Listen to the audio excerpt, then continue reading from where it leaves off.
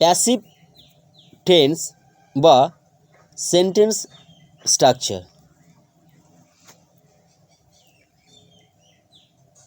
Lesson 26 sentence structure 26। Past continuous tense.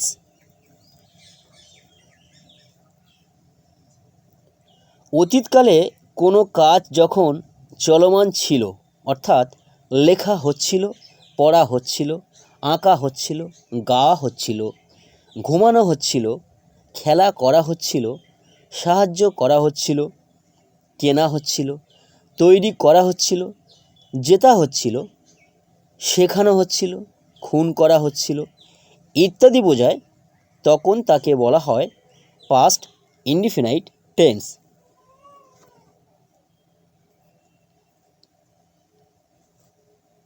চলুন দেখে নিই অ্যাফার্মেটিভ সেন্টেন্স অর্থাৎ হ্যাঁবাচক বাক্যের গঠন। গল্পটি আমার দ্বারা লেখা হচ্ছিল। The story was being written by me.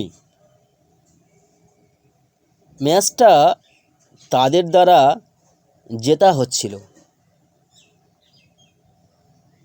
The match was being won by them.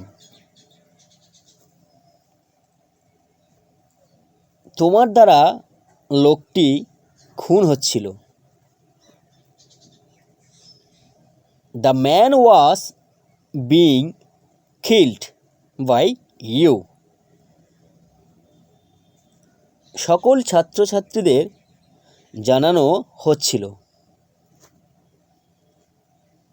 All the students were being informed. তানজিলার দ্বারা এই ছবিগুলো আঁকা হচ্ছিল। This pictures were being drawn by Tanzila.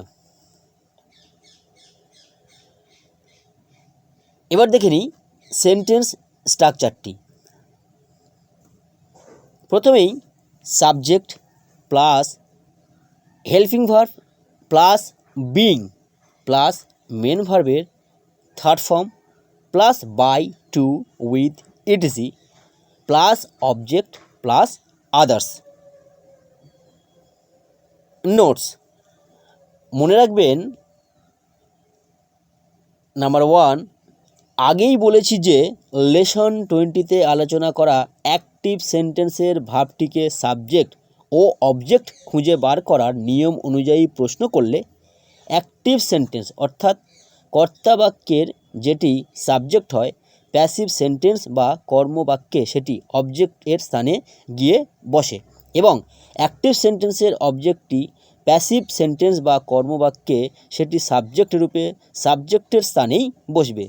আগের উদাহরণগুলো দেখুন, বুঝতে পারবেন।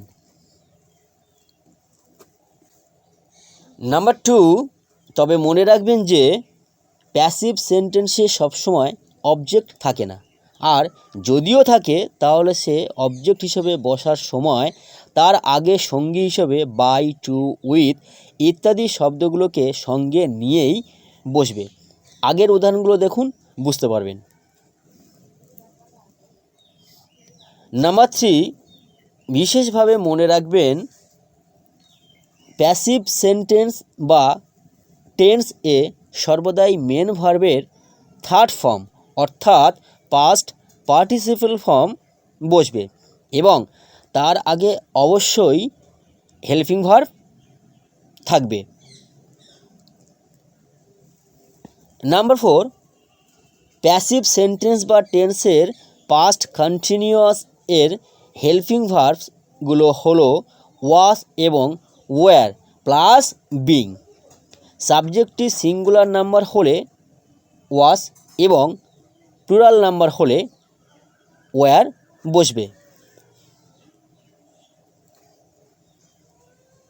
নাম্বার 5, ফ্রেন্ডস অবশ্যই মনে রাখবেন যে ইম্পারেটিভ, অপটেটিভ, এক্সক্লামেটরি এবং ইন্টারগেটিভ সেন্টেন্সকে যখন প্যাসিভ টেন্সে পরিবর্তন করা হয় তখন আরও কিছু নিয়ম মেনে চলতে হয়। সে সম্পর্কে বিস্তারিত ভয়েস চেঞ্জ নামক ক্লাসে পাবেন।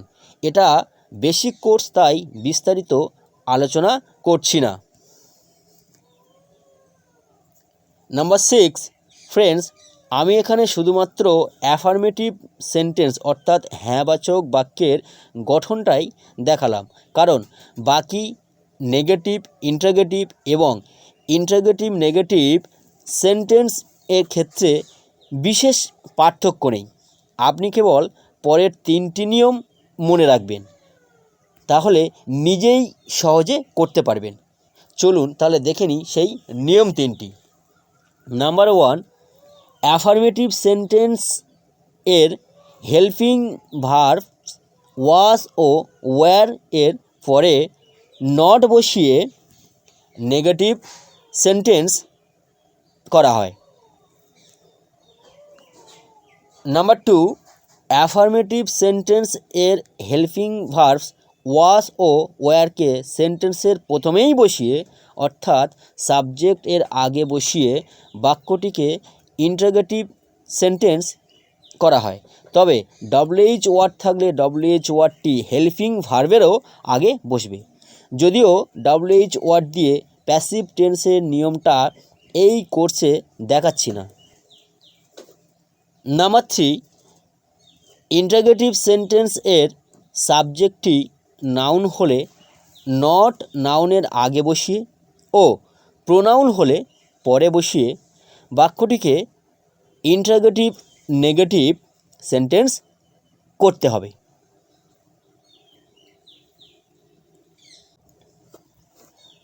এবার চলুন একটা উদাহরণ দিয়ে বিষয়গুলো ক্লিয়ার করে দিই। Affirmative sentence: the story was being written by me. Negative: the story was not being written by me. Interrogative sentence হলো was the story being written by me. এবার দেখে নিই interrogative negative: was not the story being written by me. এই হলো 4 ধরনের সেন্টেন্সের উদাহরণ। আশা করছি একটা বাক্যের উদাহরণের মাধ্যমে বিষয়টা আপনাকে বোঝাতে পেরেছি। বুঝতে সমস্যা হলে আমাকে কমেন্টে জানান, আমি সমাধান করে দেব। ইম্পর্টেন্ট নোট: ফ্রেন্ডস, বিশেষভাবে মনে রাখবেন যে প্যাসিভ টেন্স বা সেন্টেন্সটি বুঝতে অসুবিধা হলে আপনাকে অবশ্যই লেসন 20 ও 21টা দেখা উচিত এবং অ্যাক্টিভ ও প্যাসিভ টেন্স বা সেন্টেন্সের সম্পর্কে সম্পূর্ণ আরও বিস্তারিত জানতে হলে এবং এই প্যাসিভের সঙ্গে অ্যাক্টিভের ব্যবধানটা বুঝতে হলে আপনাকে অবশ্যই টেন্স লেসন 8 থেকে 20 নামক যে লেসনটি আছে ওটি অবশ্যই একবার দেখে নেওয়া উচিত। তারপরেও আপনার কোনো প্রশ্ন থাকলে আমাকে কমেন্টে জানান।